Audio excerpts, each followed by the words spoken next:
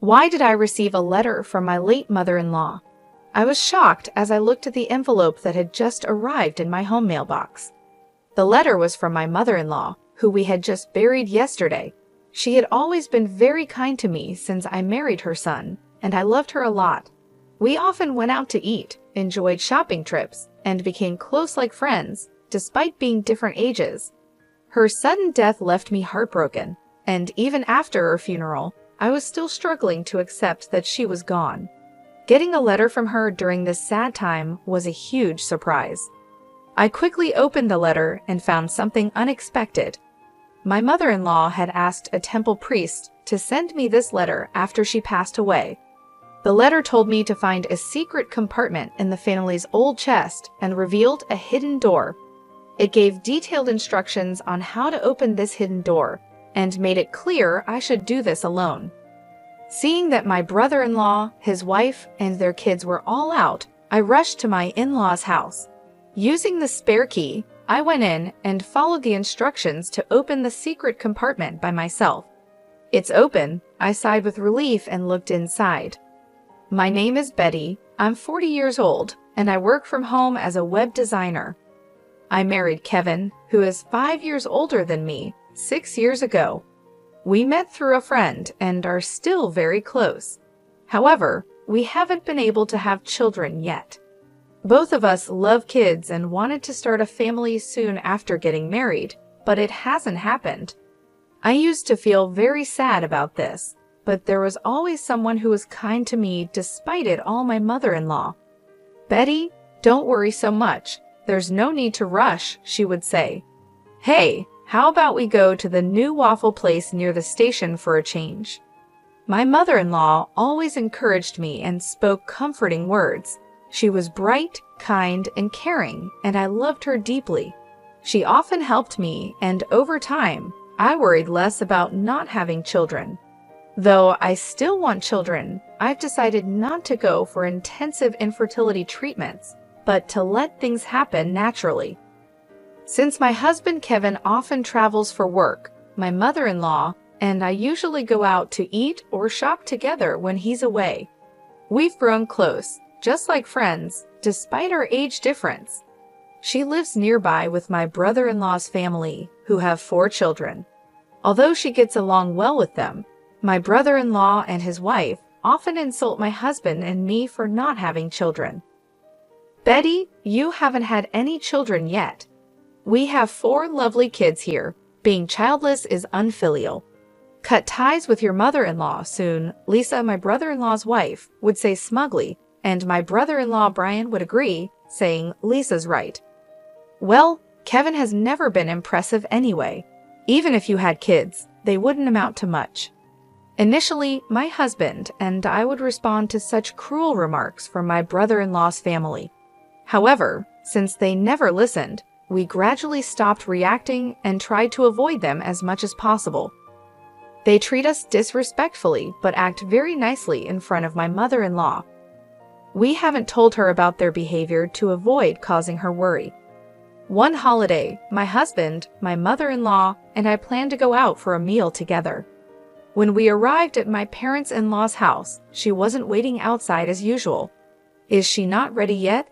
I wondered aloud. "She should be coming out soon," my husband replied. We didn't think much of it and waited. However, as time passed 10 minutes, then 15, she still didn't appear or answer her phone. I wondered what was going on with your mom. I started feeling uneasy and increasingly anxious. We rang the doorbell of my parents-in-law's house, but there was no response. We decided to use the spare key to enter. "Hey, Mom," my husband called out as he took off his shoes at the entrance, but still, there was no reply from inside. With a bad feeling, we quickly searched for my mother-in-law, and then we found her collapsed in her bedroom. "Oh my God," I exclaimed as I rushed to her side, and my husband immediately called for an ambulance. It seemed that my brother-in-law's family was out because no one else was at the house besides my mother-in-law. The ambulance arrived in about 15 minutes, and she was swiftly taken to the hospital, but unfortunately, she passed away there. It was a stroke. My husband and I were heartbroken by the sudden loss, and we cried a lot. Despite our grief, we knew there were many things to do, like preparing for her funeral. The funeral was to be a family affair, and my brother-in-law took on the role of the chief mourner. To honor my mother-in-law, my husband and I worked together with him on the preparations. However, even during the planning with relatives and discussions with the funeral home, my brother-in-law seemed reluctant and showed no signs of grief. He did his duties at the wake and funeral, but often he would call my husband over after talking briefly with relatives and then abruptly leave, which offended them. During the post-funeral gathering with relatives, my brother-in-law was the first to sit down and refused to get up even when my husband urged him to greet the guests. He just sat there drinking his beer, and his wife did the same. So my husband and I went around, thanking the relatives for coming and sharing memories of my mother-in-law. Seeing his parents just eating and drinking seemed to set a negative tone for the gathering. My brother-in-law's 4 children were busy playing games, laughing loudly and playfully nudging each other, creating a mood that didn't seem right for after a funeral. None of my brother-in-law's family seemed sad about my mother-in-law's death. The other relatives noticed this and didn't try to talk to my brother-in-law and his wife. They just said goodbye and shared memories with my husband and me. Despite the obvious change in the relatives' attitudes, my brother-in-law's family didn't seem to care. They kept ordering more beer, talked about inheritances, and planned trips, even though we were supposed to be mourning. It was disrespectful, considering how much my mother-in-law had done for them while she was alive. I couldn't help but look at them with disapproval. The next day, my husband left early for some errands, and I was at home planning to check the mailbox for the newspaper. That's when I noticed a letter. Wondering who it could be from, I saw it was addressed to me. To my surprise, it was from my mother-in-law. Opening the letter in the living room, I found something unexpected. The letter said that my mother-in-law had arranged with a temple priest to send it after she passed away. It had instructions on how to open a hidden compartment in a chest and the contact details of the family lawyer. There was also a note to make sure I opened it by myself. I read my mother-in-law's letter over and over. Though she was slender, her handwriting was bold and strong. I took a deep breath, touched by the strong strokes of her writing that reflected her strong character. Glancing at the clock, it was 8:20. No one should be at my in-laws' house now. The kids would be at school, and according to a social media post by my brother-in-law's wife, they had left early that morning. With this in mind, I quickly got ready to go to the family home. This morning, I saw that they were planning an outing together. They even sent their children to school, even though it was the day after our grandmother's funeral. They seemed eager to enjoy their day off. If their post was accurate, there should be nobody at the family home. I realized I had to go now, or I might not get another chance. When I used the spare key to open the front door of my in-laws' house, I entered slowly. It was sad that my mother-in-law, who always greeted me with a smile, wasn't here. Holding my aching chest, I went into her room. The chest, an old piece that belonged to my mother-in-law, opened smoothly, perhaps because she took care of it. Just as the letter said, I found a hidden door at the back of a drawer. Thank goodness it's open. I sighed in relief as I managed to open it safely. Inside, there was another document along with what was written in the letter. What is this? I stared at the documents, feeling my mother-in-law's love and tears almost spilling. I felt like staying there and crying, but I had to leave quickly. It wouldn't be good if someone came back and saw me, especially since the letter said to do this alone. After returning home with all the documents, I contacted the family lawyer mentioned in the letter to inform them of my mother-in-law's passing. Just as I was about to reach out to my husband and my brother-in-law's family to see if we could all gather this weekend, I received an email. It was from my sister-in-law, urging us to meet at my in-laws' house this weekend for some important news. Despite feeling uneasy, declining seemed odd, so I agreed to her proposal. Over the weekend, I went to my in-laws' house with my husband, feeling nervous about the discussion. My brother-in-law and his wife had smug looks, and their 4 children were not around, probably taken somewhere else. As soon as we sat down, they presented a document. "This is the will left by my mother-in-law," my sister-in-law announced loudly. The signature on the will was indeed my mother-in-law's, and it stated that all assets would go to my brother-in-law and his wife. "See, it's written here that we get everything, so unfortunately, you won't get any inheritance." "Too bad, huh?" My brother-in-law laughed mockingly, his expression ugly, while my husband looked bewildered. I stood up quietly and brought in the lawyer who had been waiting outside. "Ah, who is this?" my brother-in-law and his wife asked, puzzled by the sudden appearance of the lawyer. My husband, who didn't know the lawyer was there, was also surprised. "This person is the lawyer whom my mother-in-law trusted during her life," I explained briefly. My brother-in-law and his wife looked confused and then angry. "Why did you bring a lawyer here?" they demanded. "It's part of my mother-in-law's instructions. She wanted the lawyer here to help make sure the estate is divided fairly," I said.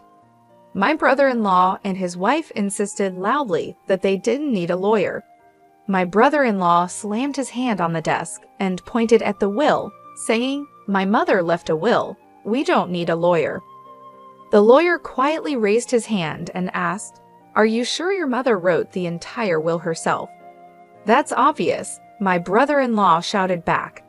The lawyer looked concerned and shook his head. "This can't be recognized as a valid will. A real handwritten will must be entirely written by the person it belongs to." He pointed out that only the words at the beginning and the signature at the end were in my mother-in-law's handwriting. The rest looked like it was printed from a computer. The room went quiet. My brother-in-law reached out to the will, but it still showed the same printed words. "Huh," suddenly my husband said. "Why is the back of the paper so clean?" I looked closely, and indeed, there was something odd. The handwriting in the signature section is different from the rest. Could this will be forged? I wondered aloud. My brother-in-law and his wife trembled at the lawyer's observation. "What are you talking about? We wouldn't do such a thing," they stammered. "Why are you so nervous if it's not forged?" the lawyer cut in. "Forging a will is a serious crime." Hearing this, my brother-in-law and his wife turned pale. Despite their agitated and confused excuses, the lawyer delivered the final blow. "Betty has a notarized will, so your will is invalid." "What?" my brother-in-law and his wife gasped, their eyes wide. "We never heard of that," they said. In the letter I received from my mother-in-law, she mentioned that she hid a notarized will behind the hidden door of the chest. We didn't know about this earlier. The letter not only told us where she hid the will, but also explained why she made it and why she told me about it.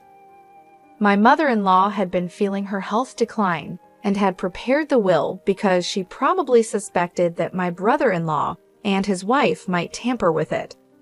I thought she didn't know their true nature, but it seemed she had a sense of their greed.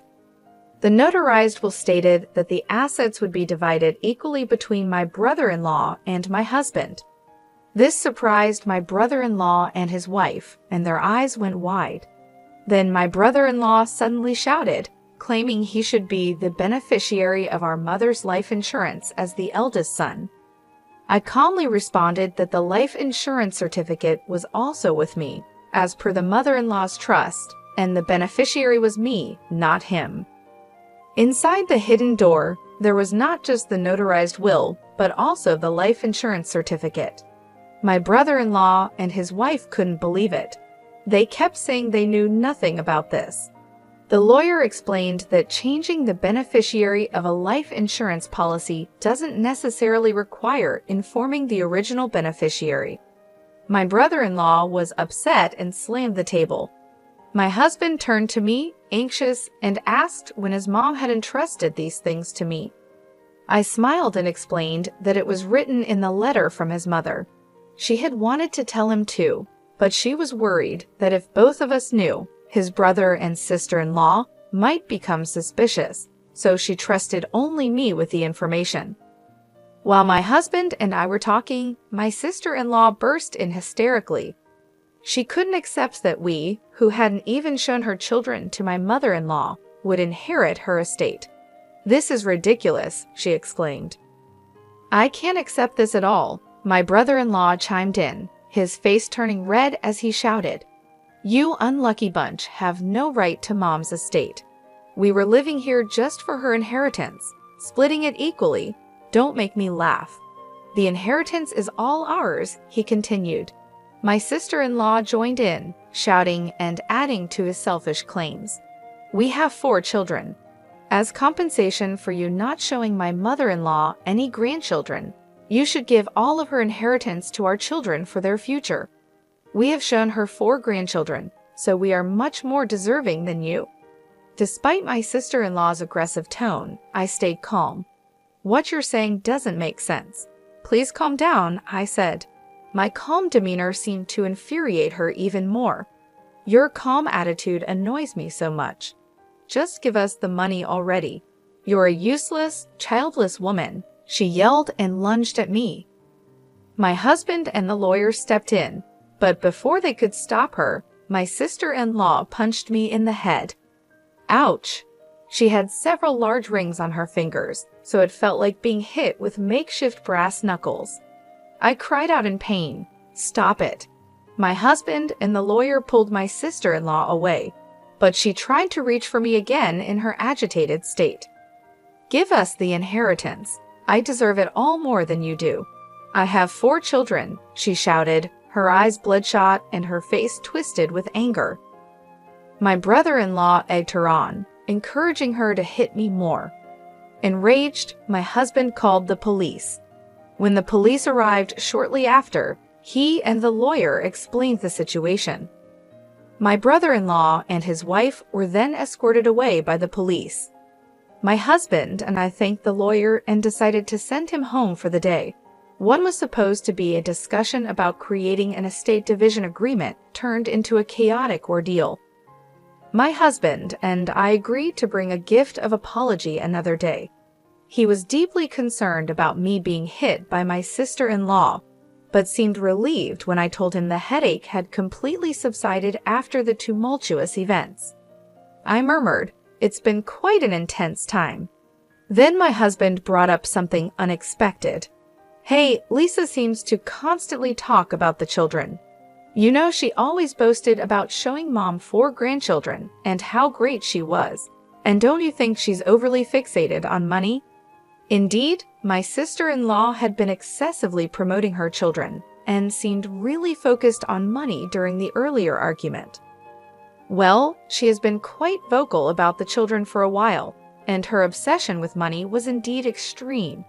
Her expression while hitting me was terrifying," I replied. "Yeah, you're right. It's a bit abnormal," he said, and then fell silent. "What's wrong? Is there something bothering you?" I asked, not understanding what he was getting at. "Well, there's something bothering me, and I'm considering suggesting it to my brother. I think it might be a good idea to have DNA tests done for their 4 children." My husband's response surprised me. "DNA tests?" "Yeah, and I'm also thinking about proposing a background check on Lisa. Something doesn't sit right with me. It's just a gut feeling." Although I thought it might be unnecessary, my husband's intuition had been accurate in the past. "Okay, if that's what you suggest, let's propose it to your brother later on," I agreed. When my husband told my brother-in-law about the idea, he ridiculed and yelled at him extensively. "Just because you don't have kids yourselves, don't doubt ours," my brother-in-law shouted. But before parting ways, he took some materials about DNA testing from my husband. Perhaps he had some doubts as well. The first revelation came from the DNA testing between my brother-in-law and his children. It turned out that 3 out of the 4 children didn't share his blood. I was a bit suspicious of the youngest child because they didn't look much like any of us, but I was surprised about the middle one too. My husband was speechless, and my brother-in-law decided to investigate his wife's background thoroughly. The results were shocking. It turned out that my sister-in-law had relationships with multiple men, even before marrying my brother-in-law. Recently, her affairs were discovered by the wives of her lovers, who then demanded compensation. Since my sister-in-law was at home more often than my brother-in-law, she was able to hide any evidence like registered letters. The compensation demanded was far more than she could afford from her earnings or savings. It became clear that she was determined to get her hands on my mother-in-law's inheritance at any cost. Eventually, the situation escalated, and my brother-in-law and sister-in-law ended up in a violent fight, throwing things and hitting each other until the neighbors, unable to stand the noise, called the police. Both were taken into custody, facing charges for forging the will and now additional charges of assault. Further police investigation revealed they had committed theft and harassed wealthy individuals among other offenses. Eventually, they both ended up in jail.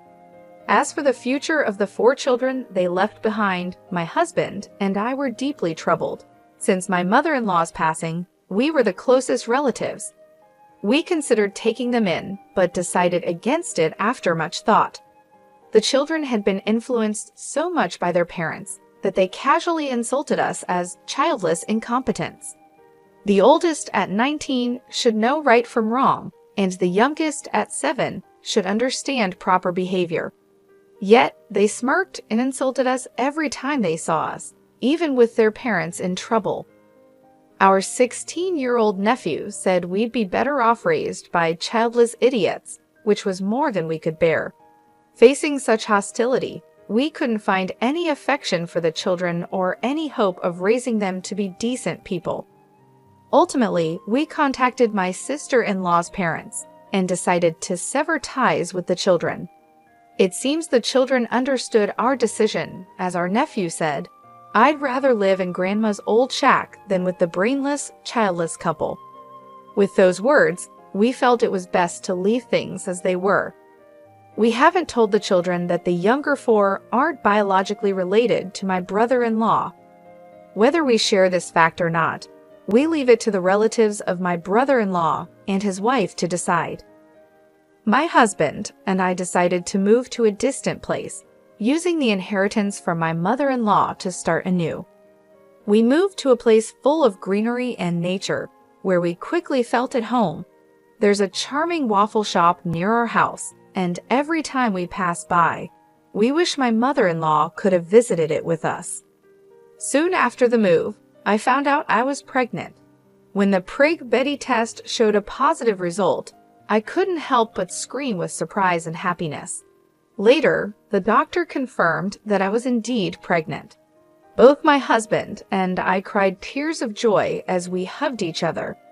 My mother-in-law would have been so happy if she were still alive. Additionally, the business plan I had been secretly preparing is progressing well. Both my husband and I are working hard, looking forward to the arrival of our child and enjoying fulfilling days full of happiness.